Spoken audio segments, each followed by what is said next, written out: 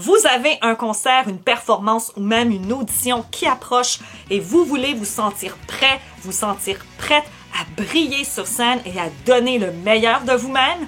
Alors, la vidéo d'aujourd'hui, elle est faite pour vous. Dans ce plan de 7 jours, nous allons voir ensemble des exercices pour préparer ton mental, pour préparer ta voix et ta présence scénique. Aujourd'hui, pas besoin d'instruments, vous n'avez qu'à regarder la vidéo et prendre des notes et bien sûr, aimer cette vidéo pour y revenir autant de fois que vous voulez. C'est parti! Bonjour tout le monde, ici Marie-Laurence Dubé, professeure de chant, coach vocal et fondatrice de l'école de chant La Voix chantée. Merci beaucoup d'être avec moi. Juste avant de débuter le plan pour votre concert, j'aimerais dire un bonjour tout spécial à tous ceux et celles qui font partie de mon fan club VIP, les super athlètes de la voix. Merci infiniment. Vous êtes beaucoup dans le fan club. Merci infiniment. Donc, si vous êtes intéressé à avoir des vidéos en avant-première, des vidéos exclusives selon le niveau que vous choisissez, vous pouvez cliquer sur le bouton « Joindre » juste en dessous de la vidéo. Pour le jour 1, c'est important d'apprendre à gérer le stress, l'anxiété de performance. J'ai sur ma chaîne plusieurs exercices pour apprendre à se détendre, relaxer. Mais aussi sur YouTube, il y a plein d'exercices de méditation, des exercices de respiration. Je pense tout de suite à la respiration carrée qui est l'une des meilleures respirations que je connais pour vraiment calmer son mental. Donc, j'ai une vidéo complète, mais nous allons la travailler ensemble aujourd'hui. Ce que je suggère de faire dans les premières journées pour vraiment se calmer, se recentrer, parce qu'au début, quand on sait qu'on a un concert, on est nerveux. On anticipe la journée, on anticipe la performance. Et ça nous amène dans le futur. Il faut revenir dans l'instant présent. Et ça, je sais que c'est pas nécessairement facile à faire. Aujourd'hui, nous allons travailler la respiration carrée. Donc, la respiration carrée, c'est tout simple. On va faire un carré avec notre souffle. Donc, on va inspirer 4 temps. On va retenir 4 temps. On va expirer 4 temps. On va retenir 4 temps. Et on refait le cycle complet. Donc, ça fait un carré. D'où le nom respiration carrée. Lorsqu'on travaille les exercices de respiration, on peut inclure une visualisation positive. Vous pouvez vous imaginer sur scène en train de chanter devant le public, avoir du plaisir. Vous pouvez visualiser que vous êtes à l'aise devant le public, que vous êtes à l'aise sur la scène avec les musiciens, vous avez du plaisir, vous chantez bien, vous êtes à votre place. Donc, tout ça, c'est de la visualisation positive, comme le font certains athlètes. Essayez de ressentir des émotions positives vis-à-vis votre performance ou votre audition à venir. C'est ça le secret, c'est de ressentir de la joie, de la fierté. Donc, c'est important qu'à chaque matin ou 3-4 fois semaine, d'inclure une routine de respiration et de visualisation. Commençons tout d'abord avec la respiration carrée. Ne vous inquiétez pas, je vais vous guider. Dans un premier temps, trouvez un endroit calme où vous ne serez pas dérangé. Vous pouvez vous asseoir, les 2 pieds au sol, les épaules relaxes, ou vous pouvez bien sûr vous asseoir sur un divan, vous coucher sur un tapis de yoga. L'important, c'est d'être à l'aise. Dans un premier temps, on va simplement inspirer et relâcher. On relâche. Encore une fois. Et on relâche. Super, parfait. On y va. On se détend. On essaie de relaxer le visage, les sourcils, les joues, la mâchoire. On ferme les yeux. On détend nos épaules. On détend nos jambes, on détend notre dos. On essaie que le corps soit quand même assez détendu. Ça peut prendre quelques secondes et c'est OK. Mais si vous travaillez la respiration le matin, ça devrait aller. Donc, On y va, je vais compter pour vous. Inspire. 1, 2, 3, 4. Retiens. 1, 2, 3, 4. Expire. 1, 2, 3, 4. Retiens. 1, 2, 3, 4. Inspire. 1, 2, 3, 4. Retiens. 1, 2, 3, 4. Expire. 1, 2, 3, 4. Retiens. 1, 2, 3, 4. Inspire. 1, 2, 3, 4. Retiens. 1, 2, 3, 4. Expire. 1, 2, 3, 4. Retiens. 1, 2, 3, 4. Inspire. 1, 2, 3, 4. Retiens. 1, 2, 3, 4. Expire. 1, 2, 3, 4. Retiens. 1, 2, 3, 4. Inspire. 1, 2, 3, 4. Retiens. 1, 2, 3, 4. Expire. 1, 2, 3, 4. Retiens. 1, 2, 3, 4. Inspire. 1, 2, 3, 4. Retiens. 1, 2, 3, 4. Expire. 1, 2, 3, 4. Retiens. 1, 2, 3, 4. Inspire. 1, 2, 3, 4. Retiens. 1, 2, 3, 4. Expire. 1, 2, 3, 4. Retiens. 1, 2, 3, 4. Inspire. Retiens. Et expire. C'était une version quand même assez courte de la respiration carrée. Je vous rappelle qu'une fois que vous avez compris le rythme, vous pouvez le travailler à la maison entre 5, 10, 15 minutes, comme vous voulez. Pour le jour 2 de votre plan, je vous suggère de travailler votre posture et votre présence. Le meilleur moyen de développer sa présence et sa confiance sur scène, c'est de vous regarder, de travailler devant un miroir. Combien de fois dans ma vie, avant une audition, avant une performance, avant un spectacle, je me suis regardée dans le miroir pour voir ce que je dégageais devant le jury ou devant le public. C'est important de se regarder parce que si on n'aime pas se filmer, il faut trouver un moyen de regarder ce qu'on fait de bien, mais ce qu'on peut travailler pour s'améliorer. Et bien sûr, si vous êtes intéressé à suivre un coaching vocal pour préparer votre spectacle, écolelavoixchantée.com pour plus d'infos. Souvent, lorsqu'on est sur scène, on ne sait pas quoi faire de nos mains, de nos bras, de notre tête, on ne sait pas où regarder. Ça, malheureusement, ça affecte la performance. Ça rend la performance un peu amateur et on veut quelque chose de professionnel. Par exemple, si c'est une audition, on doit quand même arriver avec une certaine confiance. Pas de l'arrogance, mais de la confiance. Je sais ce que je vaux vocalement, je sais ce que je fais vocalement et je viens vous le montrer. Parce que si on arrive en audition en retard, pas échauffé, on ne sait pas trop ce qu'on fait, on n'a pas vraiment appris notre chanson, on arrive mal habillé, mal coiffé. Non, ça peut pas fonctionner, on n'a pas l'air professionnel. Et au nombre d'auditions que j'ai passées dans ma vie, je peux vous dire que ça joue sur le casting. Ça joue sur la perception qu'ont les autres de vous.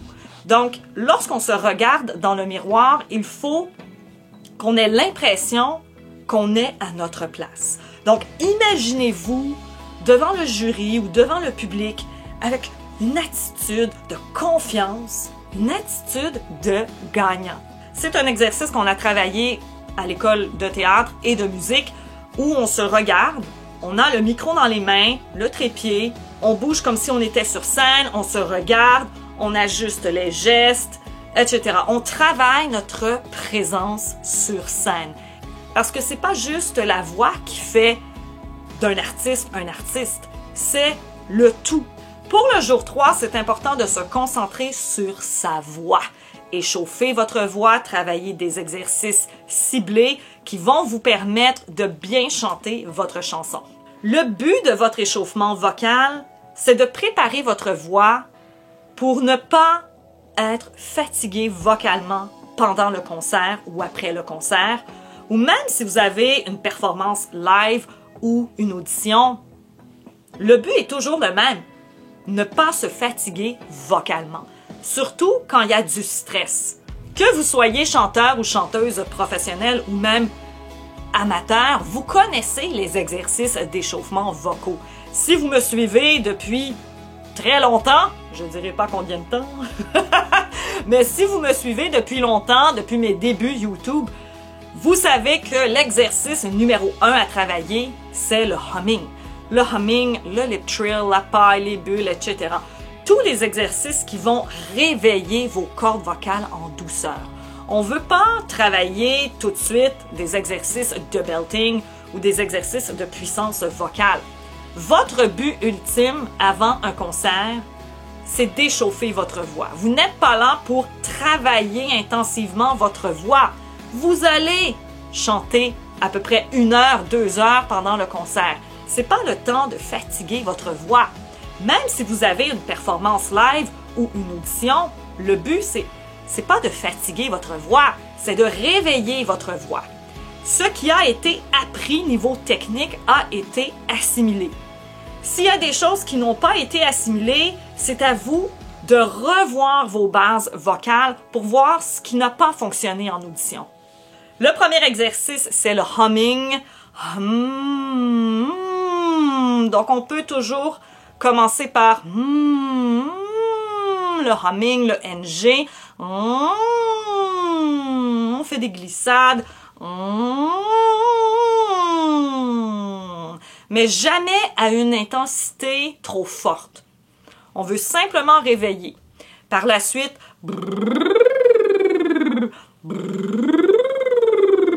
on peut masser notre mâchoire si on sent que c'est tendu. On peut faire le tri de la langue.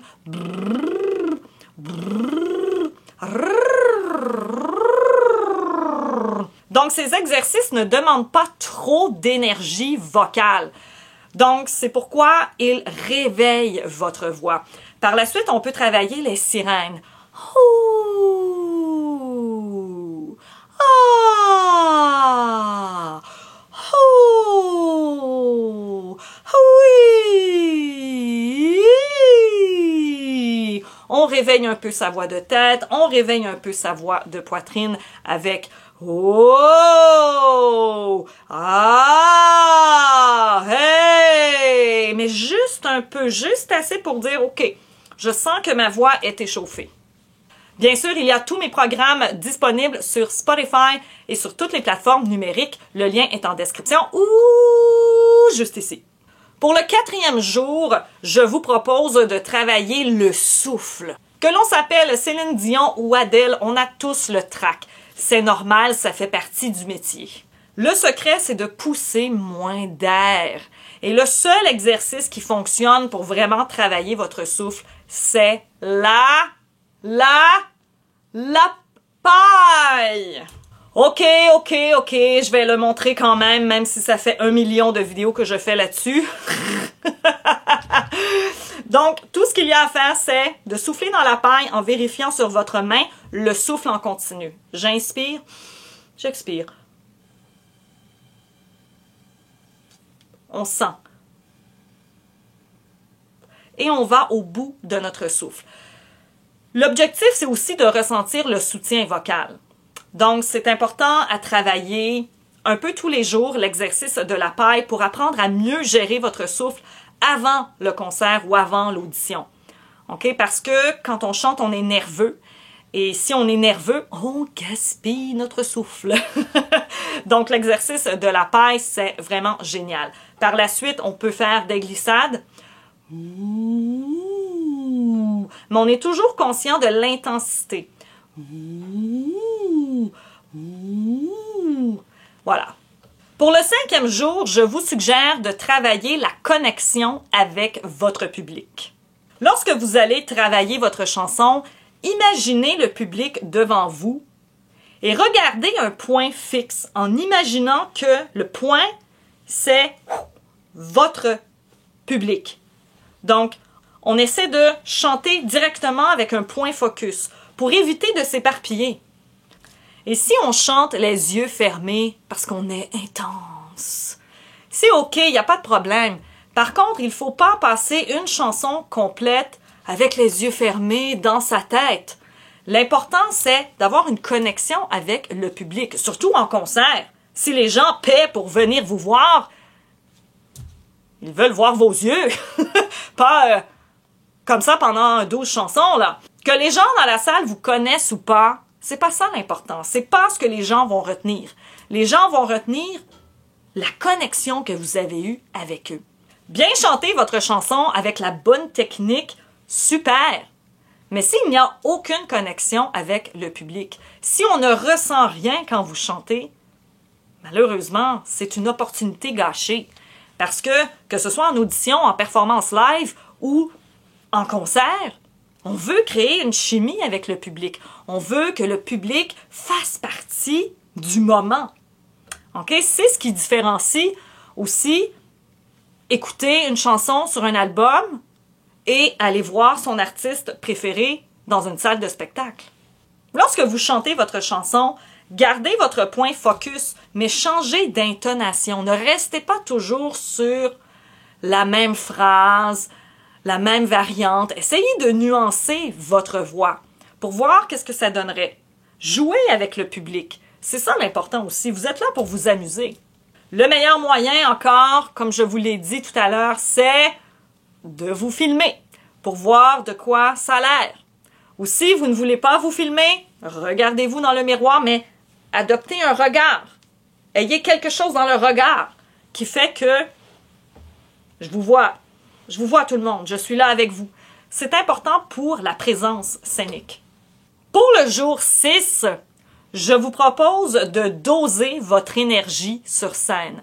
Parfois, on est tellement content, tellement excité d'être là qu'on s'essouffle rapidement après la première chanson.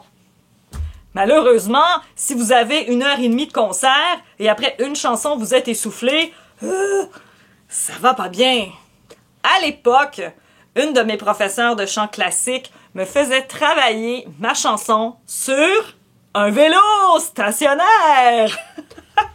Donc, j'étais là à réciter mon Mozart. Non, c'est plus haut que ça sonne. Bref, aujourd'hui, j'en ris. Mais à l'époque, non. Ça m'a appris que je ne devais pas gaspiller mon énergie sur scène. Que je ne devais pas gaspiller l'énergie vocale non plus. C'est pourquoi aussi je recommande aux professionnels, même à ceux qui font ça pour leur plaisir, de faire un cool down, de faire une récupération vocale.